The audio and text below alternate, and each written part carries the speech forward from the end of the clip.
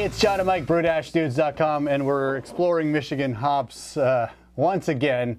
I think I might have hinted towards this in last week's video, but this is just a test of the old terroir, right? The same variety, but just clearly grown in different parts of the country.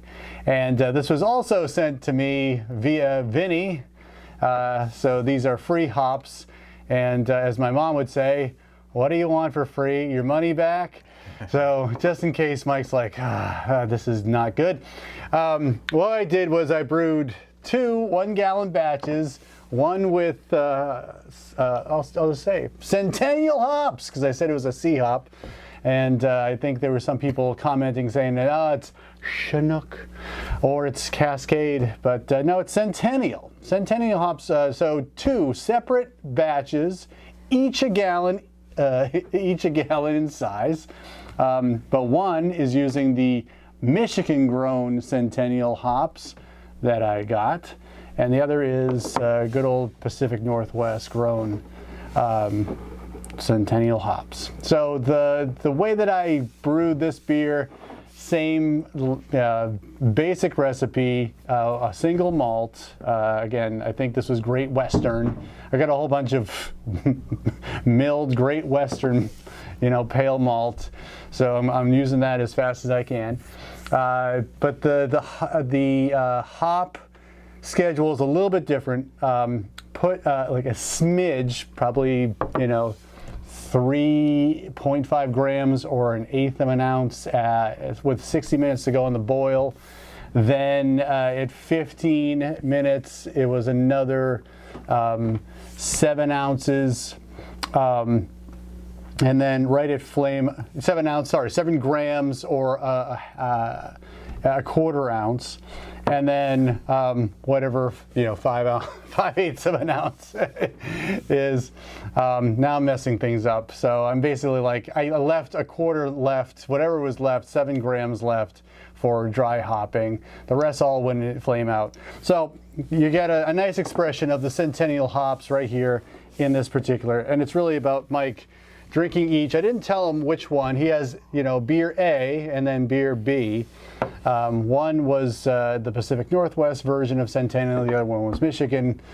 I wonder if he can tell which is which. And there might be another thing that we'll talk about after you tell me what your thoughts are. All right, well, beer A is definitely got a nice fruit-forward Centennial-like quality. It's citrusy, leaning towards that orange rind thing, which is really the hallmark of really good Centennial. You're thinking like about Two-Hearted, Bell's Two-Hearted.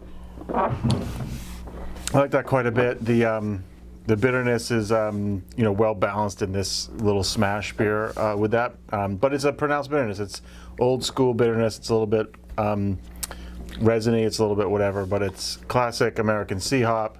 B, there's some notes of that orangey quality to it, but I get there is something on there that on first pass isn't like wildly pleasant, but it actually seems to have volatilized away in the short time that you were speaking, and I've been shaking it. It's not as bad. Maybe I've become nose blind to it. But there's also a little bit more like green onion character to this. Less fruit pronounced. There's a hint of it there, but it certainly doesn't come across as fruity at first. It's a little bit of that green onion. It seems to bitter the same way on my palate. But then I'm really left with a really fresh green onion and maybe a little bit of, a little bit of like, it's just diesel-y on the back end. After like you swallow it and let it sit there. So I would suspect that the wonderful people of Michigan, that this is the Michigan version. And you're right. You're right. Yeah. Certainly beer A hits all the notes that we know pretty well from Centennial hops. Yeah. This is actually from Yakima Chief hops. Again, a free packet of hops from one of our viewers. And then this is a Hopcraft supply company. It's Michigan Centennial. The only thing that I would say is that right on the package here, it says 2018 crop. So, so it might be, it could be a couple of things. One, just Degraded. yes, and terroir is the other one. But yeah, degradation, just the age of them. Maybe there's something that got lost there too.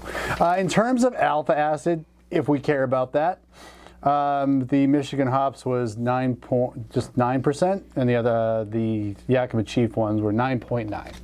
In the same ballpark, right? But a little bit higher on the Pacific Northwest. It'd be interesting to see the breakdown sheet for the actual essential oils and some of the other parts, and the beta acids too.